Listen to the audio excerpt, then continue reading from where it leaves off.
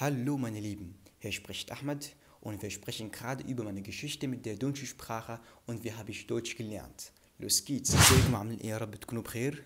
اسمي احمد نار وان شاء الله ده اول فيديو ليا على قناتي على اليوتيوب، وباذن الله هتكلم فيه عن رحلتي في تعلم اللغه الالمانيه، وعارفين ازاي اتعلمت اللغه من الصفر لحد الاحتراف، عشان ان شاء الله برضو كلكم تستفادوا مني ومن كل غلطه عملتها. لان طبعا الموضوع ما كانش سهل جدا، الموضوع كان صعب للاسف، بس الحمد لله عملتها برضو.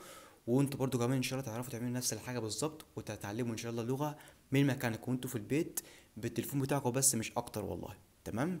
فيا ريت يا جماعه تعرفوا لحد الاخر، عشان بجد مهم جدا جدا جدا، ومختصر فيه كل رحلتي في تعلم الالماني من الصفر لحد ما فهمت الالماني وانا بتكلم معاه. اول حاجه، ان ليه اصلا قررت ان انا اتعلم الماني مع انها يا جماعه لغه حرفيا من اصعب اللغات في العالم، ومع ذلك برضو الحمد لله اتعلمتها وتعبت جدا لحد ما وصلت.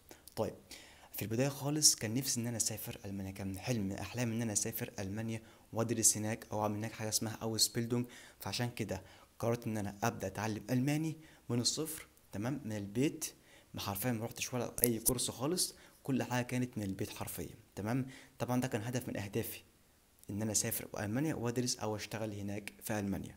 والحمد لله بقيت اتعلم الماني، بس واجهتني صعوبات كتيره جدا جدا جدا من اللغه للاسف يعني، زي مثلا الارتكل والكلام ده كله والازمنه بتاعتها، وحاجات كتيره جدا جدا جدا قابلتني في اللغه صعبه جدا، كانت يعني معوقات ان انا مثلا ازاي اتعلم اللغه والكلام ده كله يعني. برضو حاجه كمان قابلتني مع تعلم الالماني وهي اللي سبريشن. طبعا في البدايه خالص ما كنتش لاقي حد ان انا امارس معاه اللغه للاسف خالص. طبعا دي برضو كانت بعض المعوقات ليا، وان شاء الله في حل في الفيديو ده، ان احنا مثلا ازاي نلاقي اي حد نتكلم معاه او ليشبخ باتنا بتاعنا اللي احنا نتكلم معاه عشان نحسن الالماني، حتى لو احنا مثلا بره المانيا، لو احنا في مصر، في اي مكان خالص، ان شاء الله ده كله من البيت بتليفونك. ازاي بقى بدات ان انا اتعلم اللغه، او ايه هي المصادر اللي ساعدتني في تعلم اللغه وفي الاحتراف من الصفر، من الا اينس لحد التسي اينس، من غير ما تدفع ولا جنيه. طيب، في البداية خالص كان في حاجة كده اسمها دي في دويتش ليرنين. الدي في دويتش ليرنين دي منظمة أو مؤسسة ألمانية بتعلمك اللغة حرفيا يعني عن طريق المسلسلات. فاللغة بتخش جوه دماغك على طول من أول حاجة، اللي أنت بتتعلم عن طريق فيلم، عن طريق حياة يومية. وللأسف معظم الناس بتنسى تعمل حاجة زي كده، بتنسى مثلا ان هي يعني تتعلم يعني من الحياة اليومية، وللأسف بترجع للكتب والكلام ده كله. انا مش بقول ان الكتب ملهاش لازمة، لا لا خالص يا جماعة، الكتب حرفيا برضو مهمة جدا جدا جدا، بس احنا بنتعلم لغة. يعني لغة، يعني لغة الناس، بنتواصل مع الناس، كلام بنسمع وبنتكلم والكلام ده كله. في تعلمك للغة ما تركزش او ما تنساش انك تركز على الاستماع والتحدث، الهيرن والسبريشن. وده حرفيا اللي دي في دوتش لان او الدي او الدوتش فيلا كانت مركزة عليه. في الحكاية او في البداية كان في مسلسل اسمه نيكوز فيك. ده مسلسل معمول بالتخصيص او بالتحديد للناس اللي بتتعلم الماني، تمام، على الدي في على الموقع بتاعهم. وبرضه له متجر ممكن تنزله عادي جدا، تبدا معاه من الصفر لحد الاحتراف، من الا اينس لحد البي 2 ولحد التس اينس برضو كمان. بس المسلسل موجود من الا اينس لحد البي اينس، حرفيا بيعلمك كل حاجة عن الألمان، عن اللغة الألمانية، عن أي حاجة في ألمانيا، عن الجوب سنتر، أي حاجة في ألمانيا حرفيا تيجي في بالك هتلاقيها موجود في الفيديو ده. تمام. فأنصحكم يا جماعة حرفيا إنكم تبدأوا معاه، إن شاء الله حرفيا في مدة لا تقل عن 6 شهور أو 7 شهور تكونوا وصلتوا إن شاء الله معاه للبي اينس. تمام. وحرفيا من غير ولا أي حاجة خالص، يعني الديفي ده، الديفي كافي حرفيا انك تتعلم معاه اللغة من الصفر لحد الاحتراف في وقت قصير جدا، من غير ما تعمل اي حاجة تانية خالص. فده نصيحتي ليك لو انت عايز تبدا انك تتعلم الماني ومش عارف تبدا منين.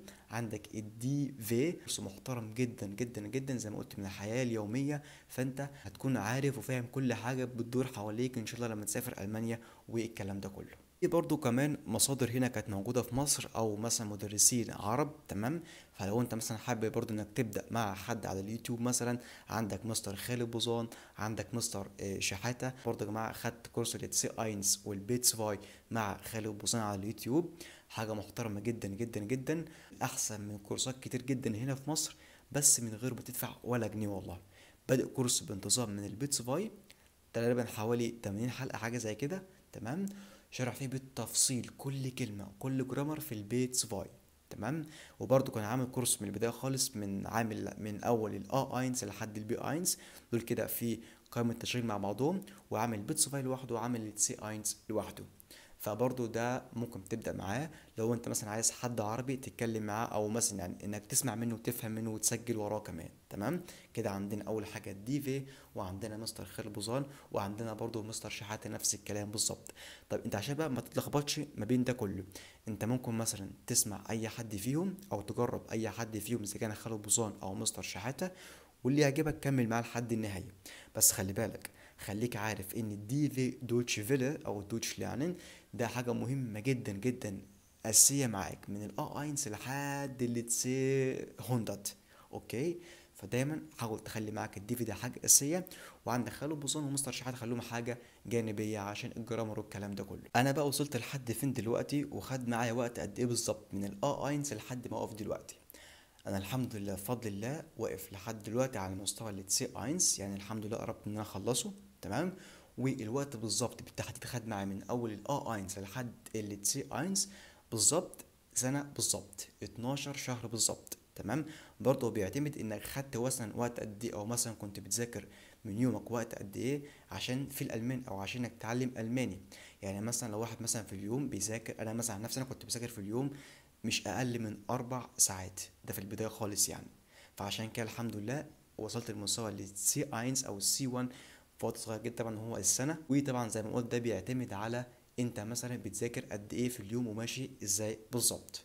فعامه كده ان شاء الله اللغه هتاخد معاك من الا اينس لحد السي اينس كمتوسط سنة بالظبط. ودي بقى يا صديقي رسالة مني ليك، لو انت لسه بتفكر انك تتعلم الماني بس مكسل وشايف وخايف ان اللغة صعبة، بص ما تقلقش من الكلام ده كله خالص. انا كنت مكانك في يوم من الايام والله العظيم، كنت لسه حرفيا ما اعرفش ولا كلمة في الالماني خالص. والحمد لله برضو يعني مع التعب والكلام ده كله وعارف انا رايح فين بالظبط، الحمد لله وصلت. وخلي بالك ادام في حد وصل يبقى انت كمان تعرف توصل لنفس الهدف بالظبط. وخلي بالك برضو كل يوم هتتعلم فيه كلمة واحدة بس حرفيا هتفرق معاك وهتتقدم خطوة. فبالله عليك يعني أول حاجة رقم واحد، حط هدف. أنت مثلا عايز تتعلم ألماني ليه؟ عايز تسافر ألمانيا، عايز تشتغل هنا في مصر مثلا ككول سنتر، أي حاجة حطها هدف، عشان دي الحاجة اللي هي بتزقك، دي البنزين اللي هو بيزقك إنك تكمل وتتعلم اللغة. رقم واحد قلنا حط هدف، رقم اتنين خطة. هدف الخطة والسعي بتاعك إن شاء الله دول هما اللي يوصلوك بعد توفيق ربنا بإذن الله. تمام. فكمل استمر، الوقت بيجري بسرعة، استغل وقتك على قد ما تقدر. زي ما قلت لك حط هدف خطة معينة، اسعى وهات اخرك ان شاء الله هتوصل باذن الله. وباذن الله كمان مرة بعد سنة من دلوقتي ان شاء الله لو كملت او عملت الحاجات دي بالظبط هتوصل لهدفك بالظبط. ان شاء الله هتكلمني وانت موجود في برلين. يبقى اخر حاجه بقى لو انتوا استفدتوا طبعا ما تنساش انك تشترك في القناه وتعمل لايك، عشان ان شاء الله كده هنزل باذن الله الفتره الجايه بقى كل حاجة متعلقة باللغة الألمانية بألمانيا بالأوسبيلدونج، أي حاجة مثلا تبس هتنفعك جدا إن شاء الله في تعلم الألماني، تريكات كده وحركات هتفرق معاك جدا إن شاء الله عن خبرتي بإذن الله والله. فإن شاء الله تستفاد جدا جدا جدا. فيا ريت المتابعة أو الاشتراك كومنت بتاعك لو أنت مثلا محتاج أي سؤال أو أي حاجة، ولو في حد مصاب بيتعلم ألماني بعت له الفيديو ده. رب نكون استفدنا. بيستو بنكسم